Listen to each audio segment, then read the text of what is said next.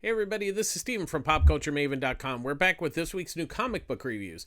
The video would have went up Thursday. I try to get them up on Thursday. I picked the books up on Tuesday, and read them as best I can, and then record the video Wednesday night, so it can be ready Thursday morning. It's a lot of work because I have to edit and put the covers and all that stuff in. So I got the video finished, was editing it, and guess what? There was absolutely zero audio. No audio, no nothing. I thought, okay, maybe it was just iMovie. Nope, it's the whole thing. So that's why we're a day late. And so yeah, we'll get to it. But in the meantime, since I tried to record, there was some terrible news in the comic book industry today, Thursday, June 16th. Tim Sale passed away. Now, obviously, his really biggest thing he's known for is Long Halloween.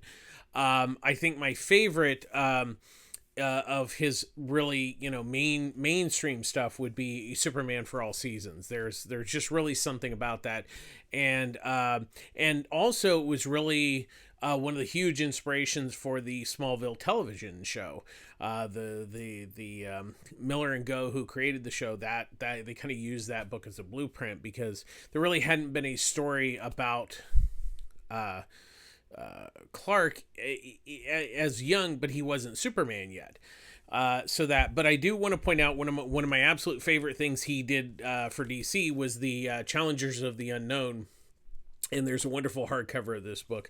It was really a wonderful new iteration of that team, and it was really good. Of course, there's he worked on the color series at Marvel. There was Spider-Man Blue, Daredevil Yellow, Hulk Gray, and Captain America White. But the other thing I really was a big fan of is his work on Grendel, and he also did a book with Steven Seagal that was The Amazon, which was really a good book. And so it's really sad news in the comic industry because, of course, recently we lost Neil Adams and George Press, and Tim Sale just left us far too young, and there was a lot of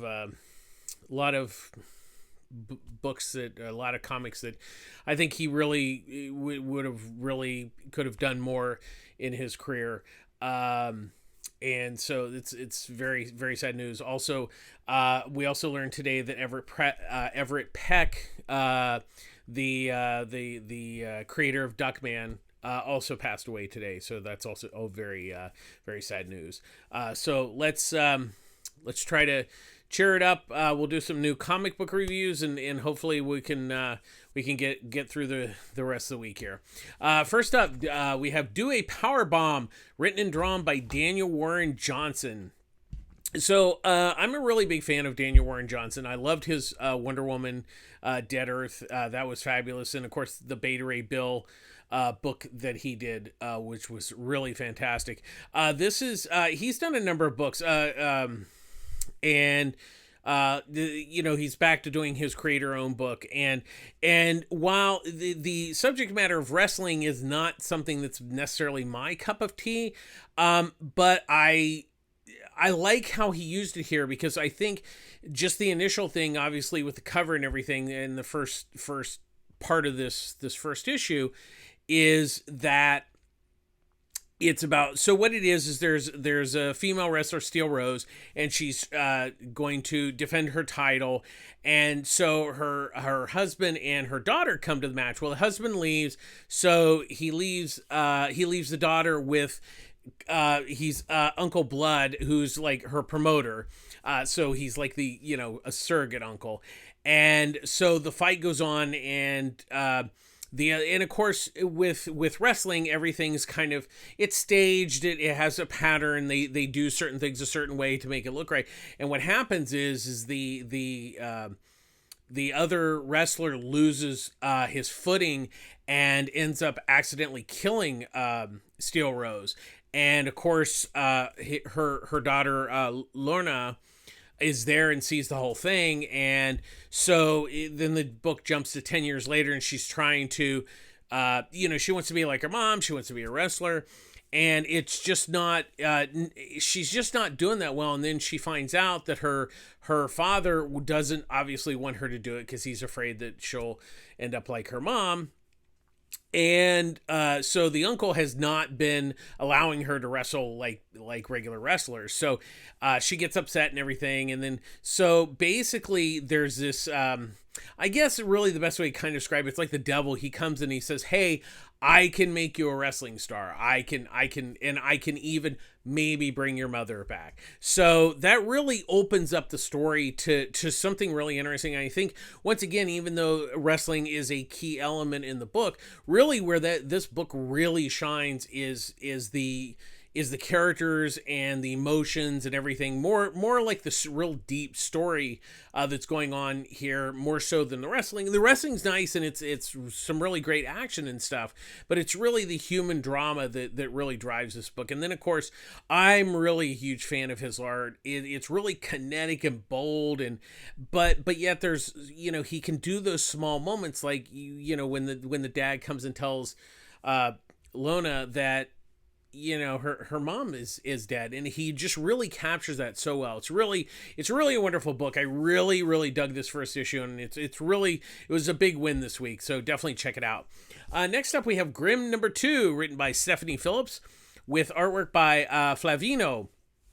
So what we learned, Jess is a Grim Reaper, and in the first issue she went to do a reaping, and the person that she took stole her sickle, and he didn't want to die, so he went back to Earth, or back to normal, and so he's trying to meet up with his girlfriend and stuff, and obviously nobody can see him, but then Jess is actually seen by other people. Now, whether it's because she doesn't have a sickle, we don't know, but it's like that's never happened. So her friends that are also Reapers are trying to help her out, and what they've kind of come to is the fact that she doesn't know how she dies. All the other Reapers know how they have died, but she doesn't. So it's kind of a secret. So she kind of goes to the head, like the Reaper manager, basically, and she tells her, oh no, you don't want to, it's well, she suspends her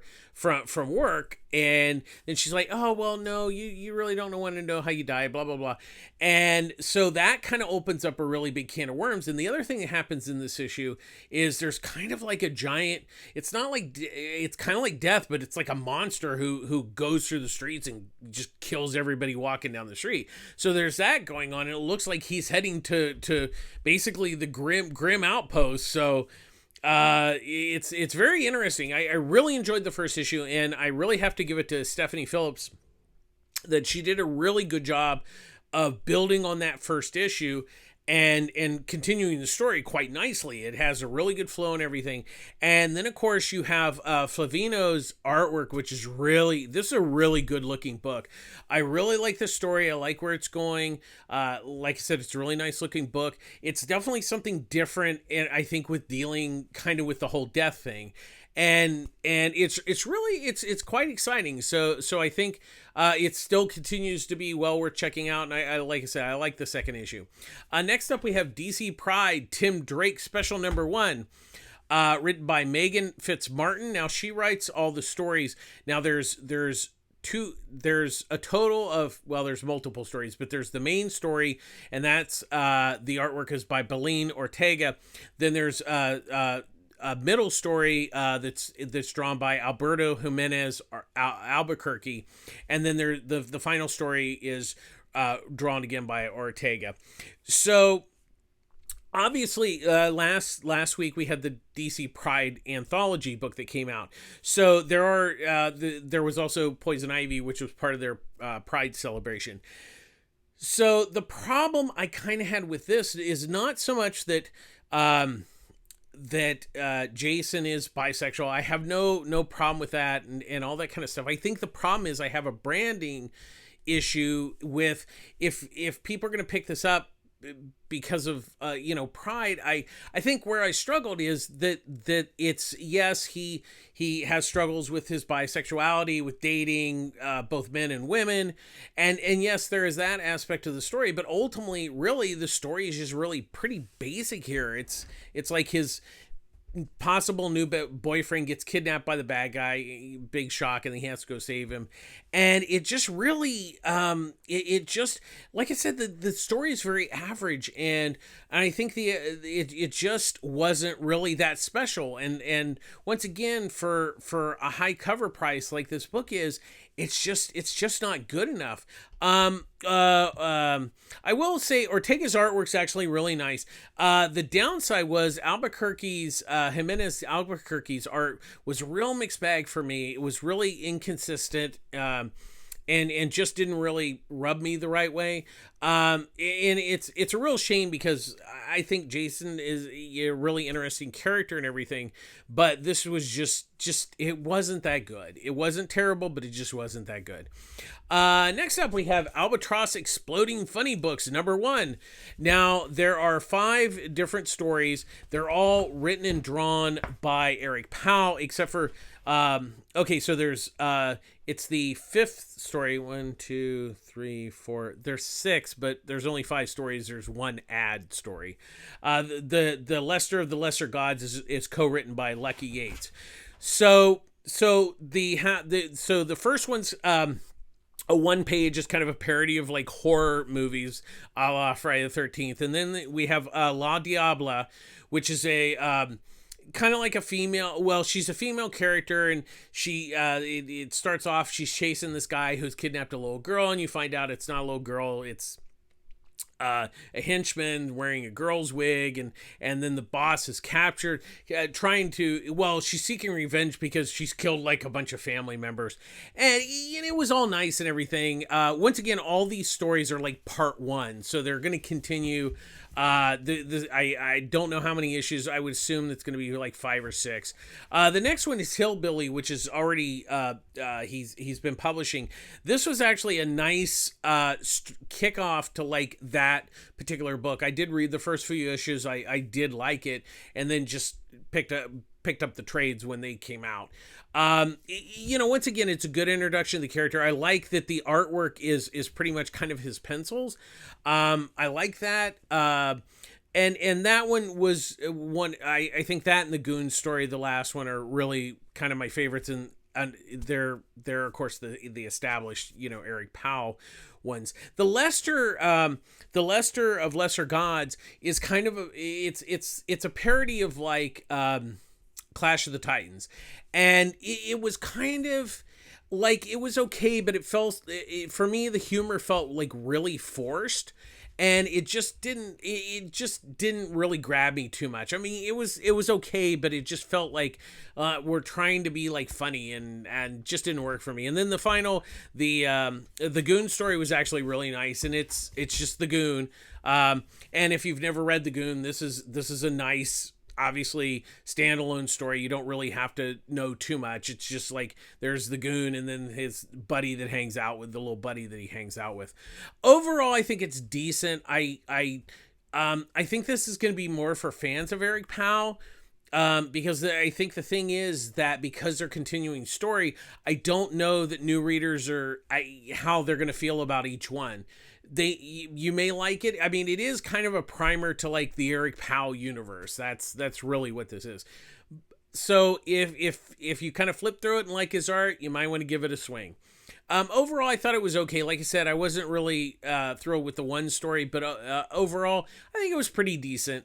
Next up, we have Jurassic League #1, written by Juan Gideon and Daniel Warren Johnson, with artwork by Juan Gideon. So once again, like the first issue, this premise is really simple. It's, what if the Justice League was dinosaurs? And that is what's going on. And so we have the Justice League as dinosaurs, and of course the supervillains are also dinosaurs. And so what we find out this issue is that the supervillains have been capturing humans because basically they have there's this sort of, I guess, machine or mystic thing that kind of sucks their souls out. That's kind of the best way to describe it. And so they're trying to like, obviously they're trying to revive like this supervillain. I'm assuming, my guess, I don't know, might be like Darkseid. But anyways, so what it is well, Superman's the Dino Superman lives with humans and speaks human, and also speaks dinosaur. So he's able to translate with like Batman and all the other stuff. So that's kind of where the second issue is. It just kind of builds on that first issue. Gideon and Johnson's, once again, this is just a fun book. It's not really deep. It's just a lot of fun. I also like the fact that it's pretty much an all ages book. I mean, I don't think it's for like little kids, but I think preteen, teen, and up is definitely definitely well done for this book. And then Gideon's artwork's really, this is just a fun book. It looks great. I love how he draws the dinosaurs and the people and everything. It's just a really fun damn book, and I think there's something that I like about books like that. It doesn't try to be more than it is. It's like, okay, superheroes is dinosaurs, super bad guys are dinosaurs. Here you go. And that's pretty much it. It's a pretty basic story, but it's enjoyable for what it is, and that's why it's working so well. So I love this book to death. Next up, we have Captain America: Sentinel of Liberty #1, written by Jackson Lansing and Colin Kelly, with artwork by Carmen Canero. So now we have two Captain Americas. There's Falcon as Captain America, and then this is now Steve Rogers.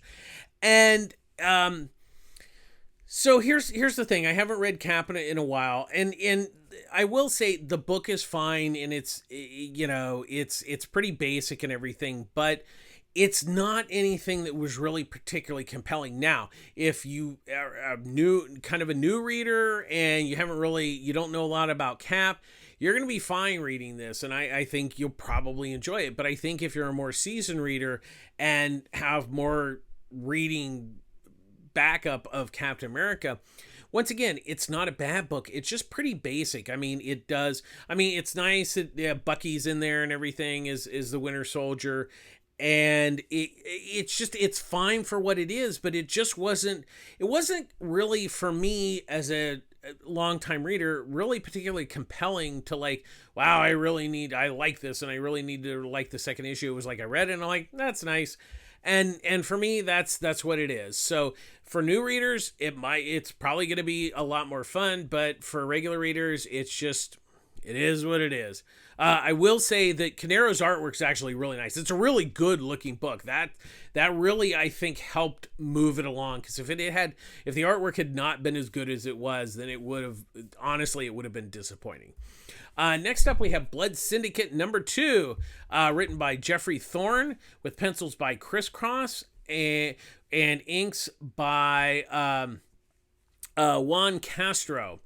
So I was real iffy on the first issue, but it landed really well. At the kind of reveal at the end of the first issue was good enough, and I'm like, okay, there's enough here to give it a second chance. So I as I'm reading the second issue, it really suffered from the same problem, in the sense that it just was more setup, and then there was kind of a reveal at the end. And the problem is, we're now at the second issue, and the story is just plodding along. It's not that it's bad, but it's just like, okay, when are we going to get to like, what is the point of this story? I mean, we've already introduced the characters, and you're still kind of going on about like, and it's also the other thing. It's like the story is kind of disjointed, where it's kind of like you're kind of thrown into these conversations and stuff, and it really is just, it's just not working out really well. And the real shame is, it looks great. I love Chris Cross's art, and it really is a good looking book, but unfortunately the story is just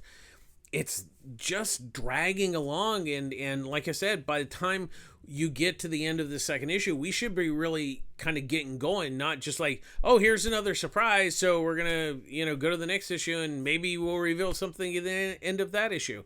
I'm unfortunately, like I said, it's not bad, it's just not working very well. So I think this is gonna be it for me on that one. Next up, we have Alice Ever After, #3, written by Dan Pansian with artwork by Giorgio Spatella. He does the main art, and then Pansian does the Wonderland sequences. So Alice was trying to escape, and basically Tweedledum and Tweedledee and Tweedledum capture her, and then give her some drugs. So she goes to Wonderland. So while she's in Wonderland, we start to find out that even though Wonderland may or may not be real, that is a whole nother question. But the point is, it's more in a way you could almost, it's like her subconscious, and her subconscious is actually telling her like, hey, there's something going on out there that you need to figure out. And one of the things that kind of gets dug up is the fact that her father, who was a dentist, basically, because the teeth back then were not made well, like rich people wanted like really nice dentures. So what he ended up doing was grave robbing and getting their teeth and then making dentures out of them. And so Alice discovers this, and of course, obviously, she's kind of blocked this out of her mind. So that's where the Wonderland subconscious thing kind of comes in. And then there's stuff going on at the asylum. I really I have to give Pantheon, he's really developing a good story. I like how this is unfolding. I like how he's using the Wonderland angle to tell this story, but tell it in a different way, and in a way where it's kind of like both the real world and the Wonderland world are kind of the same, but just it's almost like they're opposites, and it's just really fascinating. Spoletta's artwork for the main part is really, it's a good looking book. I like how he does the characters, and of course Pantheon's artwork for Wonderland, it's really just, that's a really smart idea because it really differentiates the two worlds. And I would and even this issue, we kind of see where they blend together a little bit, where it's like they're not, it's almost like the two worlds are really close to each other, and it's really, having the two different artists do it is really working quite well here. Next up we have, Sandman Universe, Nightmare Country #3, written by James Tynan IV, with artwork by Lissandro Esteran. And then the Dreaming Sequence guest artist this month is Francisco Francavilla. So Corinthian is really fascinated with Flynn and why she keeps seeing the kind of the big fat smiling man. Because it's not like a dream. She actually sees him in reality. So he's really intrigued why Flynn is basically seeing her nightmares in reality. So we've got that going on. But so the last issue in this, and it leads into this issue, is we have Mr. Ecstasy and Mr. Agony coming. Obviously somebody is sending them after her. And so they're trying to basically kill her, and she gets away. And so the person who has hired her told them to back off. Of course, they're not going to back off because now they're pissed because she got away. So that's that came from the last issue, and then so she finds her friend Bill, who's hanging out, whose boyfriend is this rich guy named Robbie. Or no, Robbie is the friend. Sorry, I'm getting mixed up here. Robbie's the friend, and Bill is the rich guy. So, but Bill, there's something going on with Bill where he's kind of like, somehow he's getting involved with this. He has been told by this mystical person that we don't know who it is, that there's going to be somebody coming in and this is going to change everything for you and stuff around you. And I think, and I really, first of all, I really love this book. I'm a huge Sandman fan. And I really think this is the first book that really feels like it's cut from the same cloth that the original series was. Now, it's not that the other Sandman Universe's books that had previously came out were bad, but I think this one just really dwells into that mythology a lot more than the other ones did. But Thankfully, Tynan is also it's telling its own story. It has that feel. It feels like it's in the same universe. Pun intended.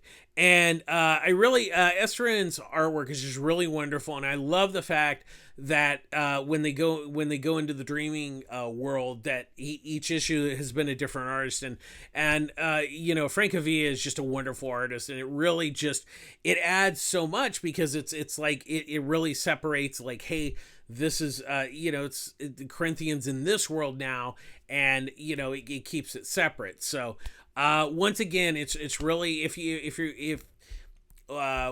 you've never read Sandman, I wouldn't say this is the best place to start, but I think you could start here, because it is a fresh start, because it really it really focuses on Corinthian and his story, and this story that is involving him. Once again, I love this book. The artwork's fabulous. The story's been great. It's really good. So once again, it's a recommendation. Definitely check it out. Next up, we have A Town Called Terror, number 3, written by Steve Niles with artwork by Sergei Krinsky. So Henry West has been basically kidnapped by his father, because his father wants to find his mother. Well, that's really great. Henry has escaped the town, but he doesn't want to be here. Basically, the town is kind of like Universal Monsters, sort of. Because we have like the Frankenstein gang, because they've all been put back together. So we learn this issue that obviously Henry has kind of like somewhat supernatural powers too. What they are, we're not sure. We do know, when we found out this issue, he's got wings, and when he gets pissed, he whips them out and's like, okay, here we go, gangs. So we learn that, and we also find out that he cannot escape the town. We also discover that the outside world cannot see this town.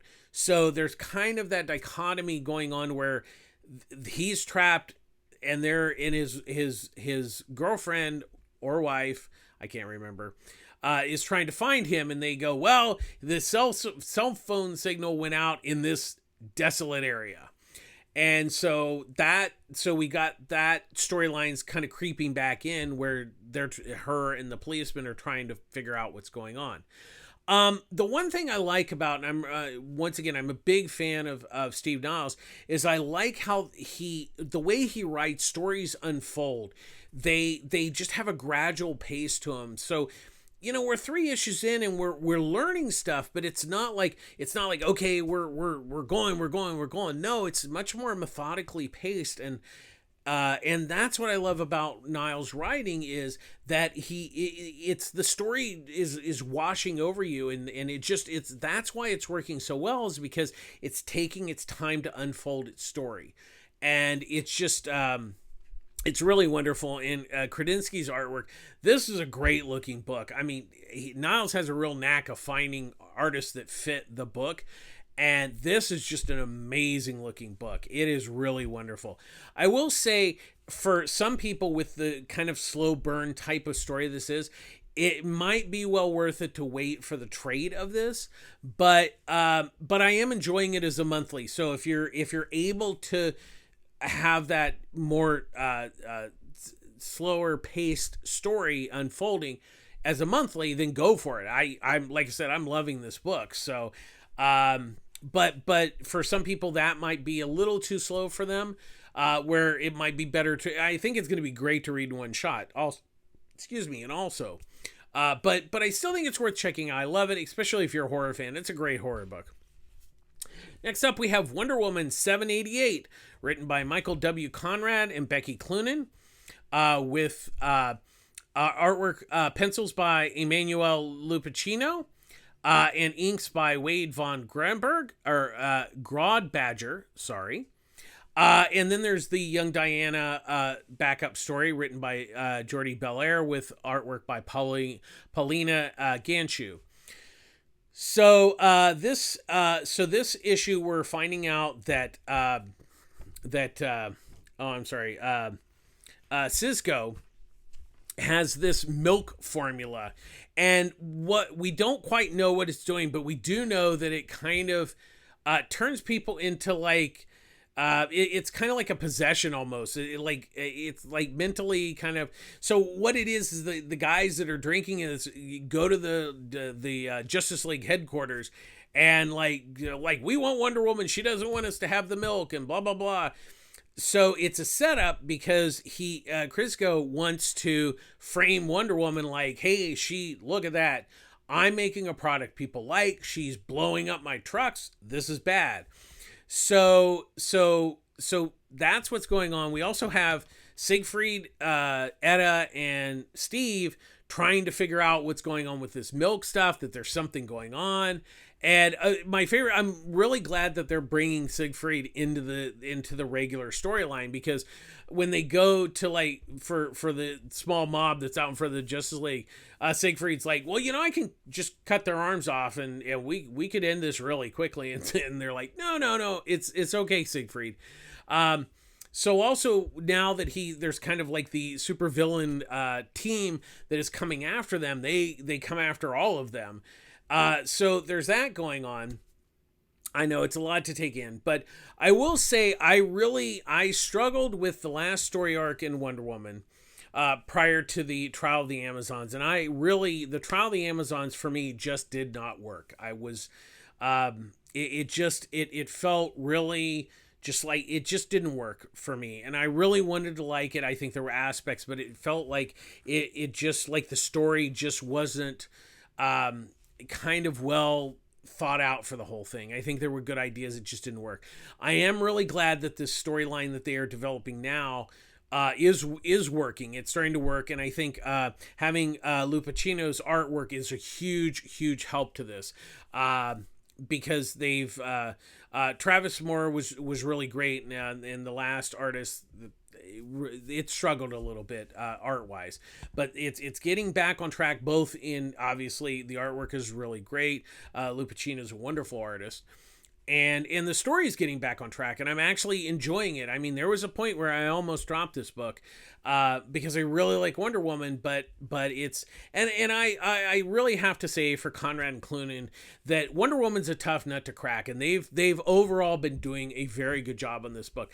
Not every story is going to be a winner, and that's why I was willing to stick with it, and I'm glad I am, because I think it's back on the upswing.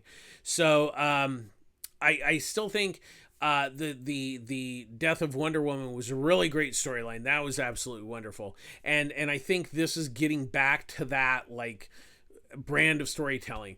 The one thing I do struggle with on this book, and it's certainly not the fault of the creators of Jordi Belair and Paulina Ganshu. Young Diana is really wonderful. It does not fit in here because the stories just don't mesh well. That's an all ages story that just feels so out of place. It's really good. It's really wonderful. It just does not fit in this book. And I really wish that DC would really just do that book on its own. It would do much better as a young adult like book or a series or something, but it's just unfortunately it really it's like mixing oil and water with those two stories. Once again, this is not a knock against the Young Diana story. It just does not mix well with the main story. But with that being said, I think really a lot of people should be giving Wonder Woman a chance again.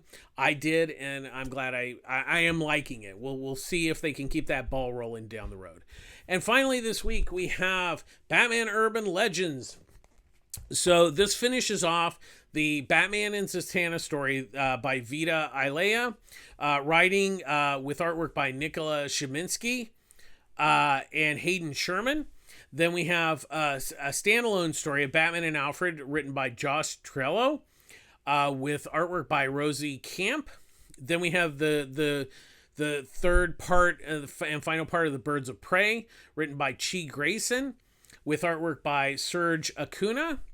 And then finally, my favorite and the whole reason I'm picking up this book is Ace the Bat Hound by Mark Russell and Carl Mosteret. So the Batman Zatanna story I have really struggled with. It started off, that first chapter was really good, and then it just has lost its way. And I think ultimately what happened was, I think it was an interesting story that was just drawn out too long. And sometimes that happens, and it's kind of a shame because I think there were some really good ideas. I think it's just the pacing just never quite, it just lost its footing on the second chapter and just sadly never recovered. Like I said, it's not a bad story. I think there's really good elements, but it never felt like it just never felt like it flowed right. I will say, Shaminska's and Hayden Sherman's art. The art has always been nice. I think it's just like it just struggled with the story. The Batman Alfred story was okay. It's a pretty basic story. It has Alfred has discovered that there's this old folks home where people are dying, so he kind of goes undercover to find out what's going on, and it's a fine story. I think it's very basic. It's just you kind of like, okay, that's nice. I did struggle a bit with the artwork because I think it has the potential of being a good artist, but it's really inconsistent, and it just kind of really, it didn't help that so stories case. I want to go back to the Batman Santana. I really want to say I was really happy that they brought John Constantine into it, and I love John Constantine. That was one of the brighter spots. So maybe having like a John Constantine story might be good for that team. The Birds of Prey, I just was not a big fan of that. I think the really big problem with Grayson's story is that it's really over dialogue. There's some times where there's almost more dialogue than there is artwork, and it just it was just about a story about people like having a Facebook app or it's like a memory app that helps you remember your memories, but the whole thing was a setup to like suck people's memories and make them zombies. And then there was fighting within the team. It really was a convoluted story that just didn't make a lot of sense beyond its basic structure. And it was like, okay, that's nice. But now we get to the whole reason that I've been buying this book for 6 issues, and that is Ace the Bat Helm by Mark Russell and Carl Masterat. And I have to say that as expensive as this book has been and how I've struggled with a lot of the stories, it has all been worth it, because not only has this story just been absolutely just amazing, it's so good. It's so good because, one, Russell... It's Batman's like guest starring it's really about Ace the Bat Hound and the other animals. And I think what has made it really amazing is one, it's a great story. Russell, at this point, I have not read anything that he has done that's bad, but he really, it's the animals and everything. They have such great characters, and the main reason why it works so well is you have this great story, but it's the artist, and Masterat really brings that story to life. The emotions that he infuses in the animals. I mean, we're talking they don't speak, they don't really have human eyes. I mean, you have limited ability, facial structures that you can do things with to tell that story, and he just absolutely nails it. And the best part about this is the way this story finishes. It's so emotionally satisfying and very touching. That has really been a key element to this story. It's just not your basic Batman story. It's really very emotional and just really just been absolutely amazing. And I really hope that they do a reprint of just that story by itself, that there's maybe a small trade of it or something, but it has been absolutely stunning and so worth the price of admission and putting up with other things that have just not been as good. That's going to do it this week. As always, public service announcement. I buy all my comics at Pulp Fiction Comics in Long Beach, California. Ryan runs a great store. Annie, Eduardo, Derek, and Wendy, the whole team, and even a lot of the customers. I mean, that's what makes the store so great. Is it's really a really great family. There's great conversation. It's really a fantastic store. Offers discounts on their pull service, so you don't miss any issues. You get a discount. They also They offer discounts on trades and hardcovers. If you live more in the LA area, there is Pulp Fiction Culver City. Now that is the same name but separate store. It's run owned by Chris and her team. Another great store. It offers discount pull service. Same thing. Both really good stores. But as always, please support your local comic shop. These are tough times, and definitely support your local comic shop if possible. And as always, we end our show with be kind. I know things are really tough. Things are even tough for me, but the one thing that does keep me going is reading comics. It's great escapism, but also being kind. I know sometimes it's really hard, but just smiling at somebody, waving at somebody, acknowledging people's existence, really just can be kind. Try not to be negative. I know it's hard. Trust me, it's hard some days. I drive in LA traffic every weekday, so I know it's a struggle to be kind, but try your best, be kind. And also, with obviously the passing of Tim Sale and George Perez, please let the people you know and you love, just let them know that you care about them. And just never, especially with the convention season, if you have a creator that's at a convention, and just go up and say, hey, I really like your work, I appreciate your time. Just once again, it's being kind.